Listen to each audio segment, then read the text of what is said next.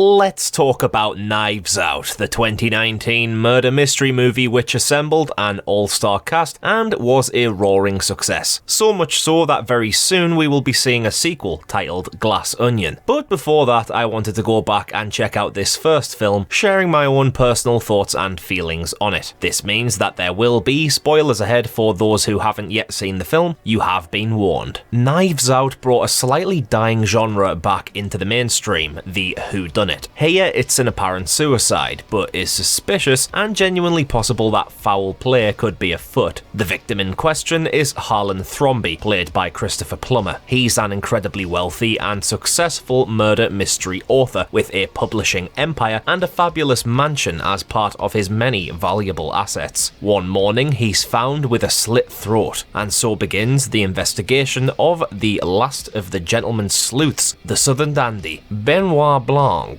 Daniel Craig's accent here is questionably eccentric. For a good chunk of the film I thought it just didn't suit him whatsoever, but over time I grew accustomed to it and thought it fit his character quite well. The way he carries himself in a modern day setting is slightly anachronistic, which further highlights his entire gimmick of being a famous sleuth. Plus the jibes aimed towards the accent, specifically CSI KFC, were golden and made the choice justified. Blanc's been hired anonymously to investigate exactly what happened to Harlan and why, and so, alongside two police detectives, the Thrombey family are questioned. Wonderful casting here throughout, by the way, with everyone more than pulling their weight with their screen time. There's Michael Shannon as Walt, who is always great. Boardwalk Empire is the one if you want to see him on his A-game. There's also Jamie Lee Curtis as the fork-tongued Linda, her husband Richard, who's a venomous prick, played by Don Johnson. You have Toni Collette as Joni the hippie, who I love in everything. And my personal highlight, the cockshower bellend Ransom, played by Chris Evans. There are other family members of course, but they're the key figures, and were a family unit flawlessly handled in my opinion. You can really get a sense that there's a rough around the edges texture to their bond, with constant bickering and feuding within. It kinda reminds me of the family from Ready or Not. They're a large and problematic family who are all capable of lying, as Blanc discovers in his initial questioning. However, the key character in the film is a person unable to lie, and who is also not a genetic member of the family. It's Marta, Harlan's caregiver, played by Ana de Armas, in the role that catapulted her career at lightning speed. There's a really great sub-theme in the film regarding Marta not having an American background, with several of the family members muddling her ancestry. One says Ecuador, one says Paraguay, one says Uruguay. I actually thought this was a really clever red herring in the script to make you take a second and wonder if Marta is exactly who she says she is, due to seemingly having inconsistencies in her backstory. But also due to her not being purely American, there's a repetition throughout the film, mostly by Richard, that one of the main reasons Marta isn't deserving of the family's assets is because she isn't even from America. It didn't give this theme a hard push, but it was still a really clever inclusion to make your mind wander into the family having a racial prejudice towards Marta. It just establishes another divide between her and the Thrombeys, despite them at one point fully accepting her as one of the family and wanting to provide for her, for everything that she did for Harlan. A mixed bag of ideas and emotions to further stir the pot of piecing together the puzzle. The main clever element to the Marta character is her inability to lie, as doing so results in her being physically sick. In Whodunnit, you always have that question of